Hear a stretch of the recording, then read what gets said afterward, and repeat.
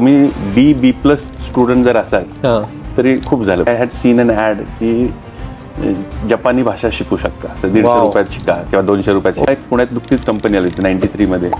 त्यांना तुम्ही B mechanical, थोडंसं कॉम्प्युटर माहित असलेलं आणि थोडं जपानी येणार, असं कॉम्बिनेशनचा माणूस हवा होता. पुण्यात तुम्ही एकटेच होता. जॉब मिळाला आणि मग तसं करत 97 had an opportunity to move go to Japan. हा खूप हॉट टॉपिक आहे आपल्या इंडियामध्ये की 6 वाजता जायचं नाही, पण काम झाल्यावर जायचं. Don't work 9 to 6 but work till you have to get that work done. आजचे जे जेनझी किंवा आता नवीन आलेले जनरेशन आहेत, दे फील की हार्ड वर्क नाही करायचं, आम्हाला स्मार्ट वर्क करायचं आहे. I think kids are smart. They have different tools to check out things. First generation entrepreneur completely कुठली इन्व्हेस्टमेंट लोन न घेता कंपनी चालू केली. 20 वर्ष तुम्ही ती कंपनी चालवली आणि नंतर तुम्ही पब्लिक लिमिटेड झाला. आय ऑल्सो स्टार्टेड, म्हणलं पहिले आपण करून बघू. हो, फार तर काय 2-3 वर्ष नाही चाललं, I can always go for my job. जपानमध्ये कसं आहे ना, ते टाईमलाईन कसं बघतात, 100 वर्षाची टाईमलाईन आहे. अच्छा. कारण आयुष्यात 100, 102, 105 वगैरे असं. म्हणजे मला तर बरेच वेळा फोन करायचा कस्टमरचा, असे अरे तू अजून आहेस ना, करतोय ना, अच्छा, जिवंत तुमचा बिझनेस चालू आहे ना. जपानमध्ये तुम्ही कामं केली. I think as for me ते जगातलं टफेस्ट मार्केट आहे एखाद्या इंडियनला क्रॅक करायला. एखादा प्रोजेक्ट आहे, आपण 1 वर्षाचा प्रोजेक्ट आहे. Okay. So Japan will spend around say जानेवारी सुरू झालं, they will spend till August September in planning. मला बरेच लोक भेटतात की अरे सर हमको भी जपान में. पण तिथे मग काय तुमची तयारी आहे का, मग तुम्ही काहीतरी पॅम्फलेट त्याचं जपानीत केलंय का.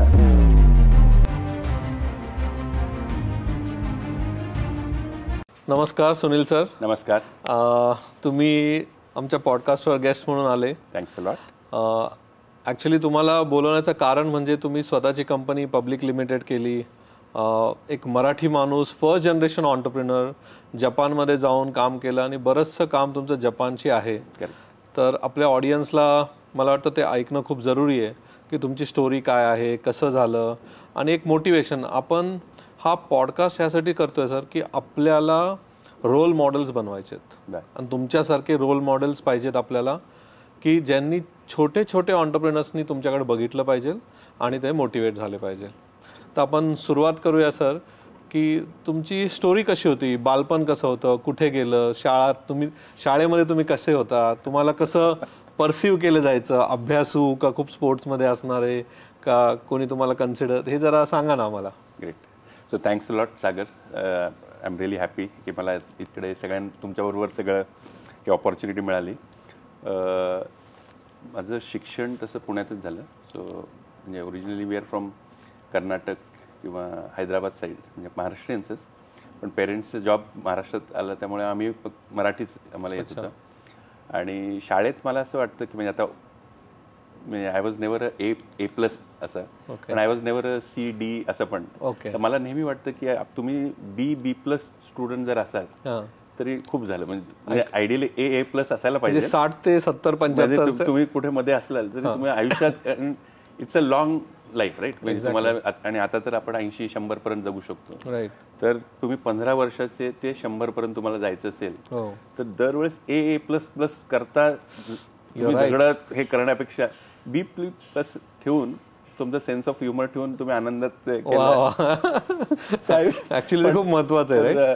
त्यामुळे so we use to play. आणि तेव्हा तर काय म्हणजे I think we are of same age, पण नो TV किंवा मोबाईल दिस दॅट, तर बाहेरच सगळं असं. So I was lucky that I had some good friends. मग NCC वगैरे आपण 11वी-12वी वगैरे असं सगळं करत. But I was fortunate that पुण्यात we were there in Pune. आणि पुण्यात काय आहे की तुम्हाला असे वेगवेगळे शिकायला मिळतं. तुम्हाला नाटकात इंटरेस्ट आहे, तुम्ही नाटकात करू शकता, तुम्हाला लँग्वेज, गिटार किंवा काही. तर तेव्हा luckily I had seen an ad की जपानी भाषा शिकू शकता, असं 150 रुपयात शिका किंवा 200 रुपयात शिका. हे कधी होतं, कुठे? 11th मध्ये? Talking of like 1990. पण 11th स्टँडर्ड मध्ये? म्हणजे we were done 12th standard असं नुकतंच झालं होतं.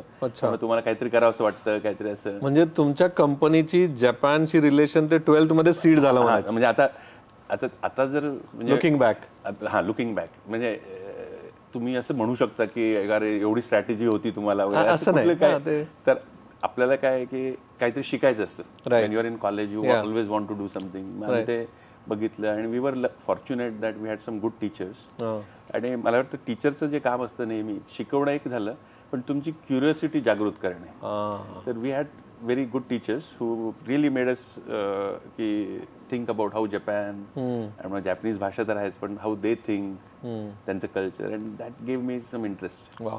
But then I did my engineering. अच्छा. आणि engineering करताना again I did my mechanical engineering. But तेव्हा एक पुण्यात नुकतीच कंपनी आली होती 93 मध्ये. त्यांना तुम्ही बी मेकॅनिकल, थोडंसं कॉम्प्युटर माहीत असलेलं आणि थोडं जपानी येणार. अच्छा. असं कॉम्बिनेशनचा माणूस हवं होतं. तर पुण्यात तुम्ही एकटेच होता? म्हणजे 2-3 असे एखाद दुसरेच लोक पोहोचले तिकडे. राईट. आणि आय वॉज फॉर शुअर. तर तिथे कधी कधी मला वाटतं many times you do something without thinking की ह्याचं पुढे. आणि एज्युकेशन आपल्याला आई वडील काय म्हणतात, काही शिका. बरोबर. आणि त्याचा कुठतरी तुम्हाला फायदा होईल. बरोबर. आणि the more you do it passion, त्याचं अचानक तुम्हाला कुठतरी असं होतं. तर वी वेंट देअर, जॉब मिळाला आणि मग तसं करत करत 97 had an opportunity to go to Japan. मग जपानमध्ये गेल्यावर मग तिकडे थोडंसं ॲक्च्युअल म्हणजे जपानी इथं बसून शिकणं आणि तिथं गेल्यावर तुम्हाला ॲक्च्युअल त्यांच्यात पडल्यावर मग हे लोक म्हणजे जॅपनीज लोकांबरोबर काम करताना तुम्हाला लक्षात येतं की त्यांची इंटेन्सिटी एखाद्या कामाबद्दल इतकी आहे की आता 6 वाजले म्हणून मी जाणार नाही आज, माझं काम झालं म्हणून मी जाईन किंवा असं. आणि मग ते थोडंसं यंग एजमध्ये आम्हाला एक्सपोजर मिळालं ते सगळं. तुम्ही जे म्हणाले ना की 12वीत केलं जॅपनीज आणि तुम्ही लकीली त्या 3 लोकांमध्ये आले आणि सिलेक्ट झाले, तर स्टीव्ह जॉबनी हे खूप छान सांगितलं. तर स्टीव्ह जॉबला जेव्हा कंपनीतनं काढलं गेलं, करेक्ट, तर त्यांनी कॅलिग्राफीचा कोर्स केला आणि त्याचा काही संबंध नव्हता बिझनेसशी. त्यांनी कॅलिग्राफीचा कोर्स केला कॉलेजमध्ये जाऊन. पण त्यांनी नंतर सांगितलं त्याचा एक कॉन्सेप्ट आहे call join the dots. Correct. त्यांनी जेव्हा आयफोन लॉन्च केला ना, तर तेव्हा जो फॉन्ट होता ना, तो म्हणला मी बिकॉज तो कोर्स केला म्हणून माझा आयफोन एवढा चांगला आला. तर हे सगळे जॉईन द डॉट्स आहेत. Seriously. And somewhere you start thinking that these people came in your life for a certain. Exactly. आणि आता तुम्ही बोलता बोलता म्हणाला, आणि हा खूप हॉट टॉपिक आहे आपल्या इंडियामध्ये, की 6 वाजता जायचं नाही पण काम झाल्यावर जायचं. तर तुमचं काय मत आहे हे 70 आवर्स वर्किंगवर आपल्या यंग जनरेशननी?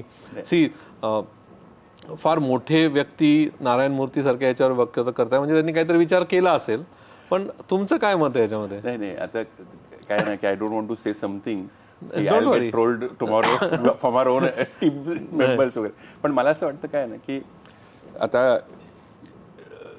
तुम्ही काय स्टेजमध्ये आहात ह्याच्यात. आता आज नारायण मूर्ती खरं म्हणलं तर ते 2 तास काम केलं काय आणि त्यांनी काम नाही केलं काय, काही तसा फरक पडणार नाही. बरोबर. पण मी आता माझ्या मुलाला समजा सांगेन तर मला काय वाटतं की उमेदीच्या काळात म्हणजे वेन यू आर यंग आणि तुम्हाला तर तेव्हा नॉर्मली असं होतं जे ऍटलिस्ट आपल्याला तरी व्हायचं की वेळ कमी पडतो प्रत्येकाला. तुम्हाला सारखं वाटतं अरे मला गिटार पण शिकायचंय, मला बाहेर मित्रांबरोबर पण जायचंय, मला जिम्नॅस्टिक्स पण शिकायचंय, मला यू ऑलवेज फील लाईक. तर ते कुठतरी तुमचं मग ते कामात पण सुरुवातीला ती उमेदीच्या दिवसात तुम्हाला हे पण शिकायचंय. बऱ्याच वेळेला तुम्हाला काहीतरी बॉस म्हणतो अरे ह्याच्यावर फक्त जरा R&D करून ठेव. मग तुम्हाला जर इंटरेस्ट असेल तेव्हा काय अरे मला ह्याचे काय पैसे मिळणार आहेत का किंवा मला काही फायदाच नाही याचा, असं न विचार करता तुम्ही करत राहिला तर त्या R&Dचं तुम्हाला कदाचित पुढच्या जॉबच्या इंटरव्ह्यू मध्ये उपयोग होऊ शकतो. म्हणजे if you take it all this proactively. Exactly. आणि मग थोडंसं आय थिंक म्हणजे जपानमध्ये पण ते पूर्वी तसं करायचे, म्हणजे काम खूप करतात किंवा काय. But as we move from manufacturing society to knowledge based society, म्हणजे आता काय थोडंसं जगाचं झालं की मला 3 दिवसात किंवा 3 तासात हे अल्गोरिदम किंवा प्रॉब्लेम सोडवता येईल माहिती नसतं. Sometimes you attack a problem like 3 weeks आणि अचानक तुम्हाला त्याचं उत्तर मिळतं. मग ते तेव्हा का मिळालं, पहिल्याच आठवड्यात का नाही मिळालं, तर त्याला उत्तर असं काही नाही. पहिले because you had worked on different this thing aspects of it आणि मग तुम्हाला एकदम लक्षात आलं अरे असं आहे. तर ते किती तुम्ही ह्याच्यानी करताय. वन कॅन से की मी 9 ते 6 करतोय and still be happy about it. But शेवटी काय आहे ना की if you really serious about the career growth, जितकं you get observed by many other your senior managers etcetera आणि people want to get work done शेवटी. And they observe you करे this guy gets work done, automatically start getting. नाही मला ही philosophy आवडली की don't work 9 to 6 but work till you have to get that work done, है ना. म्हणजे ही एवढी इम्पॉर्टंट फिलॉसॉफी आहे. I think as a entrepreneur तुम्ही करतच असता, तुम्ही 24 तास त्या विचारात असता, पण if you are working also, तुम्ही कुठे काम करत असाल तर ही फिलॉसॉफी नक्की तुम्हाला होतच ना. शेवटी काय आहे की तुम्ही रेस्टॉरंटमध्ये गेला आणि काय तर डोसा मागितला आणि 15 मिनिटांनी तो घामाघूम आला आणि मी खूप काम केलं सर, तुम्ही म्हणारे माझा डोसा कुठे गेला, त्याला अर्थच नाही. तर म्हणजे you are paying for that exactly deliverable, that is fast, भूक लागले म्हणून तो म्हणला मी नुसतं काम केलं सर, मी मनापासून काम करतो. अरे तुझ्या मनापासून काम, मला डोसाच नाही मिळाला. Exactly. I am just giving an example. पण पॉइंट इज की people are looking for some deliverable. You go out in a mall, you want a good quality chocolate or something shoes, right, and you are paying for that. Then that efforts get seen by anybody. तुम्ही खरंच मेहनत तुमची टीमने घेतला असेल तर सगळं चांगलं. बरोबर आहे. मला या टॉपिकवर एक अजून क्वेश्चन घेतो आणि मग आपण तुमच्या बिझनेस जर्नीवर जाऊ. पण हे आजचे जे जेनझी किंवा आता नवीन आलेले जनरेशन आहेत, दे फील की हार्ड वर्क नाही करायचं, आम्हाला स्मार्ट वर्क करायचं आहे. But is it real? म्हणजे तुमचा मुलगा त्या जनरेशनमध्ये असेल, but is it real? What should they do? नाही, आय थिंक आता ते जास्ती स्मार्ट आहेत, no doubt about. Completely I can see that in 1990s म्हणजे आपण ग्रॅज्युएट झालो होतो आणि तेव्हा नुकतेच ATM BTM आले होते. So my parents would be saying की अरे ते ATM मध्ये पैसे हरवतात बरं का, किंवा आम्ही असं ऐकलंय विकलंय असं काहीतरी, आणि आम्ही त्या काउंटरवर जाऊनच पैसे घेणार, असं त्यांचं एक असायचं. आणि we use to ridicule them, हे काय new technology, you should embrace this, and same is happening now. My kid says that this crypto currency and you should invest in that. आणि म्हणलं अरे मी काय बघितलेलं नाही ते, हे काय you guys are old, this that, पैसे जातील असं आम्हाला वाटतं. So I have stepped in to my dad shoes and my kid has stepped in to my shoes kind of. So I think kids are smart. They have different tools to check out things. आता पूर्वी आपण म्हणायचो की एखाद्या वरिष्ठ माणसाने तुम्हाला जर सांगितलं की आता हे आपण काय सुलतान म्हणतो किंवा सल्तनत, तर माझा मुलगा त्याला मी सुलतान म्हणतो तर तो सल्टन म्हणत होता 10 years back. आणि मी म्हणलं अरे इट्स कॉल्ड सुलतान, तो म्हणला ना इट्स सल्टन असं. तर मला काय वाटलं की पहिले मला राग आला की हाऊ डेअर ही तुम्हाला उलट उत्तर देतो, कारण ही माझी आपली टेंडन्सी, हे उलटा कसा बोलला. पण नाव यूज, आणि तो काय नाही, पटकन तो गुगलवर गेला, त्यांनी ते काय वेबस्टर काढलं आणि त्यांनी दाखवलं की ते सल्टनच आहे. आणि मी पहिले त्याला काय म्हणलं अरे ते it's starts with SU, so it's सू असं. तो म्हणला आपण सुंडे कुठे म्हणतो, संडे म्हणतो. परत मला राग आला, म्हणलं त्याला हा उलटा कसा बोलतोय मला. But so they are that smart, so त्या अँगलनी ते पटकन त्यांच्याकडे टूल्स आहेत टू व्हेरीफाय. आता आपल्याकडे टूल्स नसल्यामुळे एखाद्या शिक्षकांनी किंवा पेरेंटनी सांगितलं तर क्रॉस क्वेश्चन करायचं धाडसही नव्हतं. हे म्हणतात, समजा जोशी सर असे म्हणले की आम्ही ऐकलं, आणि त्यांनी चुकीचं काही सांगितलं नाही, पण लिमिटेड ह्याच्यात आपली ग्रोथ झाली. पण आता हा एक पार्ट झाला. सेकंड पार्ट इज काय की कधी कधी फक्त एक्सपिरियन्स, तुम्ही काही नका करू, पण जसे तुम्ही 30 झाला, 40 झाला, 50 झाला, विथ एज आणि एक्सपिरियन्स काही गोष्टी तुम्हाला येतात. आता त्या गोष्टी 25ला येणारच नाहीत, म्हणजे आम्हालाही नव्हते असं नाही की. आणि ते तर तो जो डेल्टा आहे तो तुम्ही काय करत असाल त्याच्यावरनं तो एक्सपिरियन्स तुम्हाला पटकन, म्हणजे if you are surrounded by, आता ही मुलं पण स्मार्ट आहेत, पहिल्या दिवशीपासून they have mentor, they do some internship, त्यामुळे they also are taking that experience. तर त्या अँगलने I think they have their better. So you are saying they are smart, त्यांना 70 तास वर्क करायची गरज नाही. I think not everybody wants or to do 70 तास. एक काय आहे की necessity is the mother of invention सारखं, आणि आपण एवढे हार्डशिप करून आपण थोडं बेटर करायचा प्रयत्न केला. आता त्यांचे चॅलेंजेस आर व्हेरी डिफरंट, म्हणजे काय की लोकच नाही जास्ती बोलायला, किंवा फॅमिलीज आर न्यूक्लिअर ना, फ्रेंड्स कमी आहेत, किंवा आता म्हणजे 50शीला तुम्ही घर घेतलं त्या काळी तरी खूप मोठं अरे यांनी घर घेतलं. आता तो पहिले मुलगा 25शीचा आहे, लग्नाला किंवा काय त्याचं चाललं, त्याला पहिले विचारलं जातं अरे तुझं घर नाही तर आमची मुलगीच देणार नाही तुला. तो at 25 how I am suppose to buy a house, म्हणजे बट त्याला ते चॅलेंज आहे. म्हणजे there is a lot of status consciousness आहे. तेव्हा आपण सगळे सायकलीवर फिरायचो, कोणालाच काही नाही. आता ह्याची कार त्याचं, there is always this competition is there. So I think their challenge is different, but not everybody has to do that. Okay, but they can be few people have to do it. I think if you want, म्हणजे शेवटी काय ना, there is no option और no shortcut in terms of success. Hard work is very. बऱ्याच वेळा कसं आहे की तुमची आणि माझ्या, तुम्ही उपजत एखादा हुशार असू शकतो किंवा काय, पण I can always beat that person by working double that other. 100% agree. आणि शेवटी काय, बिझनेस किंवा तुम्ही जॉबमध्ये असाल तर शेवटी 1000 लोकांमध्ये तुम्हाला VP-ला वरती जायचंय, किंवा तुमच्यासारख्या तुम्ही पावभाजी स्टॉल काढला, तुमच्यासारख्या 1000 पावभाजीवाले, तर त्यात तुम्हाला वेगळं काहीतरी करायचं. तर सगळे 11ला दुकान उघडतात, तुम्ही सकाळी 7लाच उघडलं तर तुमचं जास्त विकलं जाणार आहे. म्हणजे असं how you push it, I think. त्यामुळे hard work, I personally believe in it. आणि आपल्याला तर करायला लागलं. I can see some youngsters really working hard, but at the same time there are some youngsters who, आणि आजकाल न्यू जॉब्स पण आलेत. म्हणजे आता आपण आपल्या काळी युट्यूब इन्फ्लुएन्सर हा जॉबच नव्हता, ड्रोन पायलट हा रोलच नव्हता कधी असा.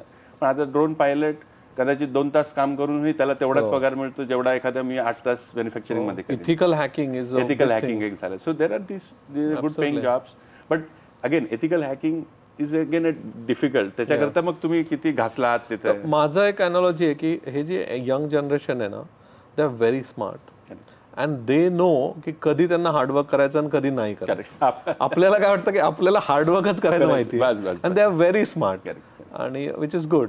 आपण याच्यावर गप्पा मारल्या, पण आता आपण जरा पुढे जाऊया. See what I am fascinating, म्हणजे मला तुमच्याबद्दल जे खूप आवडलं आणि जे आपल्या ऑडियन्सला समजलं पाहिजे की फर्स्ट जनरेशन ऑन्टरप्रिनर, कम्प्लिटली कुठली इन्व्हेस्टमेंट, लोन न घेता कंपनी चालू केली.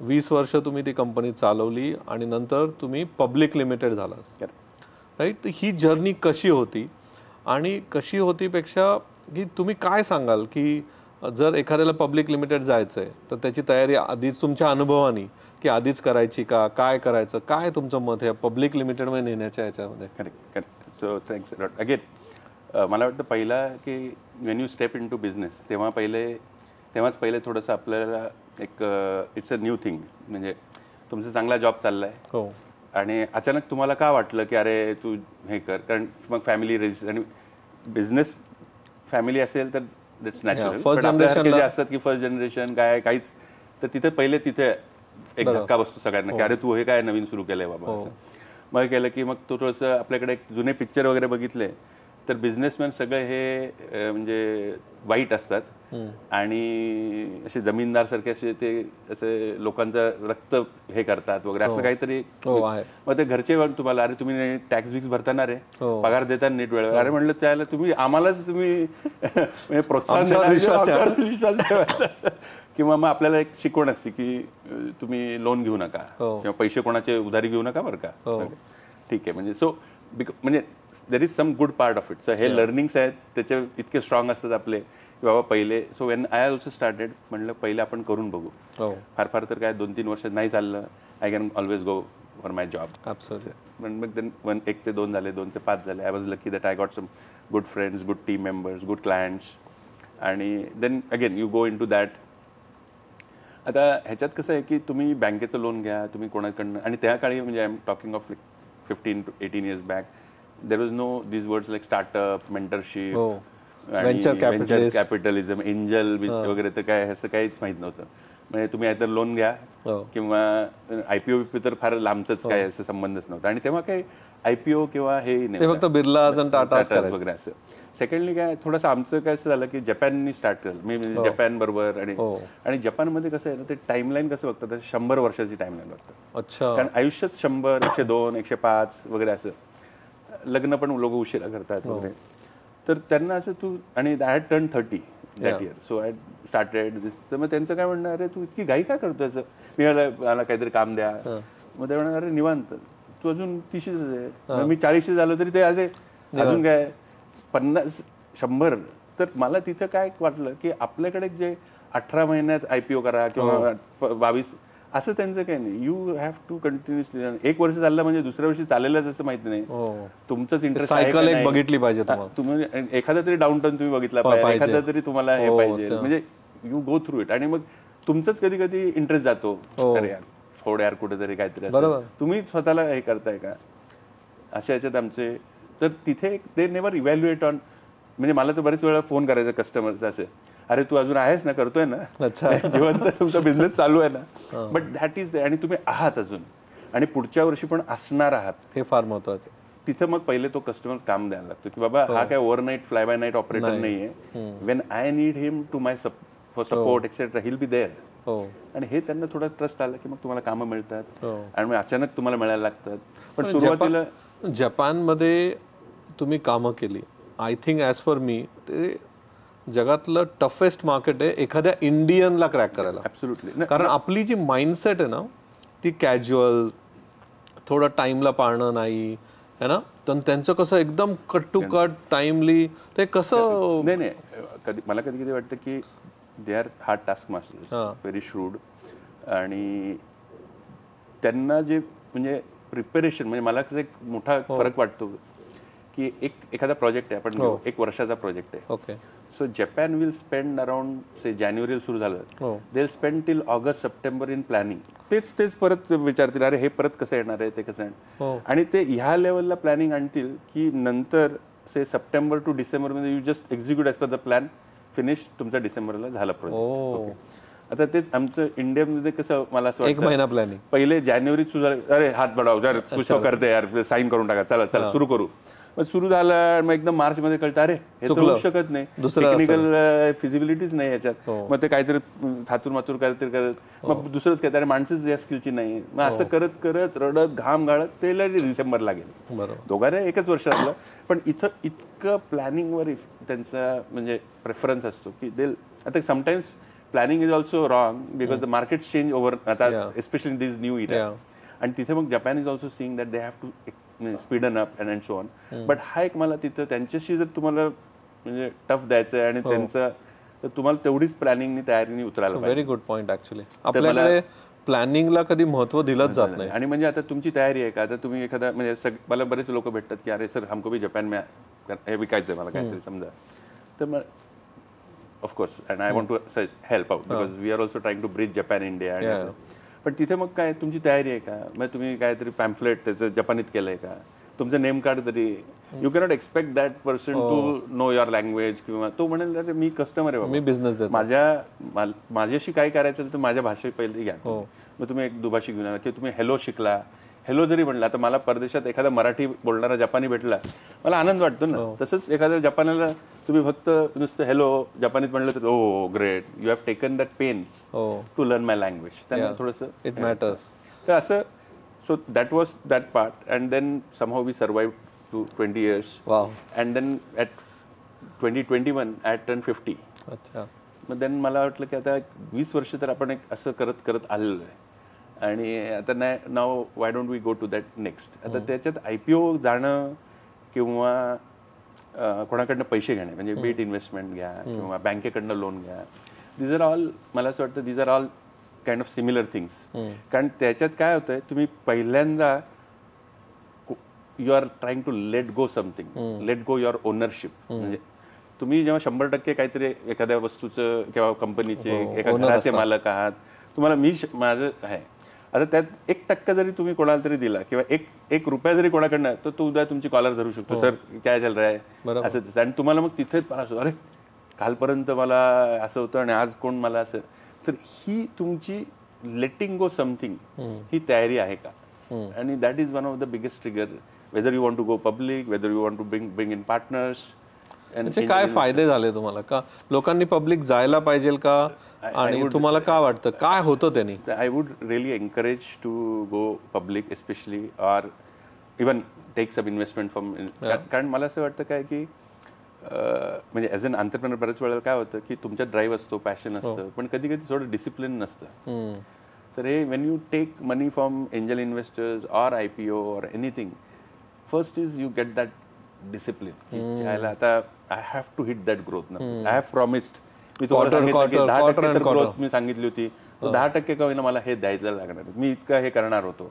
मग असं मी प्लॅन केला होता. कारण ते म्हणतात की अरे यार आम्ही पैसे माझ्या रिटायरमेंट फंडचे पैसे मी याच्यात टाकलेत तुमचे, आणि कदाचित तुमची एखादी मावशी किंवा काकाच असतात, ते पण शेअर काय अरे आम्ही तुझं घेतलं तर घेतल्यापासून खालीच चाललाय की काय, म्हणजे असं.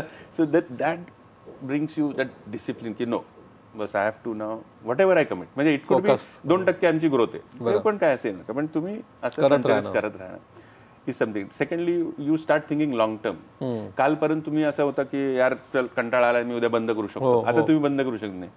तुम्हाला आता पुढची 10 वर्ष का होईना एक टाइमलाईनला तुम्हाला कष्ट करायचे आहेत किंवा अजून तुम्हाला जायचं. So all this comes in the moment you decide to this thing. आता एक कंप्लायन्स वगैरेचं लोक बाऊ करतात, पण मला again I will go back, it brings in a certain discipline. तुमचं मग फिनान्शियल असो, सेल्स असो, काही असो. सो आय रादर आता थोडं अजून त्याचा एक आजकाल एक करोलरी काय म्हणता येईल की the moment you raise money these days, झालं तुम्ही जिंकला आणि आता तुम्ही यू हॅव रीच देअर, असं एक समज येतो. असं बिलकुल तो मला वाटतं की तसा नसायला पाहिजे. म्हणजे आम्हालाही त्यांनी उलट जबाबदारी तुमची अजून वाढली. कारण काय आता मग it is this is not the end point. Raising money or is not an end point, it's just मधला काहीतरी माइलस्टोन होता, जायचंय तुम्हाला तिसरीकडेच कुठेतरी जायचंय आणि मध्ये मध्ये हे तुम्हाला मिळालं. So I think that these things should be taken from that perspective.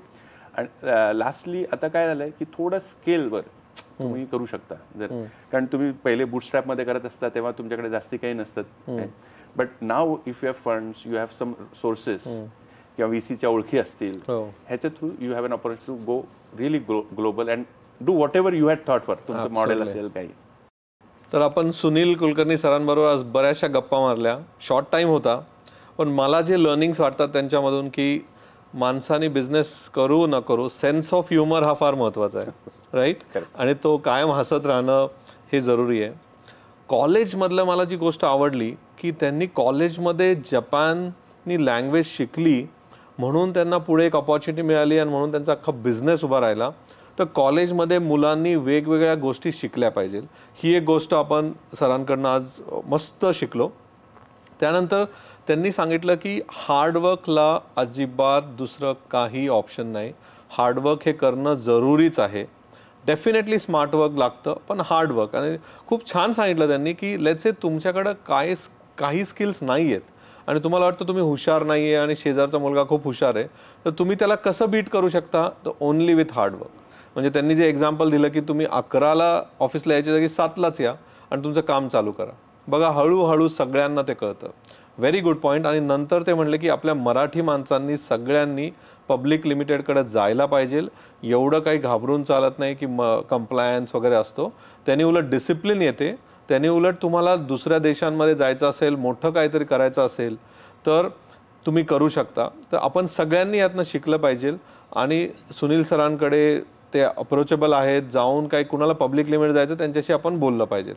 Sir मला तुमच्याशी एक लास्ट राऊंड रॅपिड फायरचा घ्यायचा आहे. एक वर्ड किंवा एक सेंटेन्स मॅक्सिमम त्याच्यात तुम्हाला उत्तर द्यायचं आहे, ठीक आहे. सो लेट अस स्टार्ट की तुम्ही जर आज एक नवीन बिझनेस स्टार्ट केला तर तो कुठला बिझनेस असेल? मॅन्युफॅक्चरिंग. तुम्ही प्रॉडक्ट बनवाल स्वतःचे का सर्व्हिसमध्ये असाल? I'll still be in services. Service. Okay. AI का human? Human leveraging AI. Good. आणि इंडियात बिझनेस कराल का आउट ऑफ इंडिया बिझनेस कराल? इंडिया. एक स्किल अशी जी ऑन्टरप्रेनरला पाहिजे, सगळ्यात महत्वाची. Passion about whatever he is doing. Passion and माझं एंटरप्रेनर इज आंत्रप्रेरित. आत्म ज्याला प्रेरणा आहे ती जरुरी आहे. तो पहिले तिथंच तुम्ही, बाकी मग स्किल आहेत ते करणं आणि हार्डवर्क तर करायला लागतं. शेवटचा क्वेश्चन, तुमचं रोल मॉडेल कोण आहे? माय parents and teachers were my role models in the initial stage, but I have lot of. आता बिझनेस मध्ये एक कोण आहे तुमचं? Elon Musk. Okay. Thank you so much sir, मजा आली गप्पा मारून. Thanks a lot for having me today. Thank you. Thanks a lot. Pleasure. Please.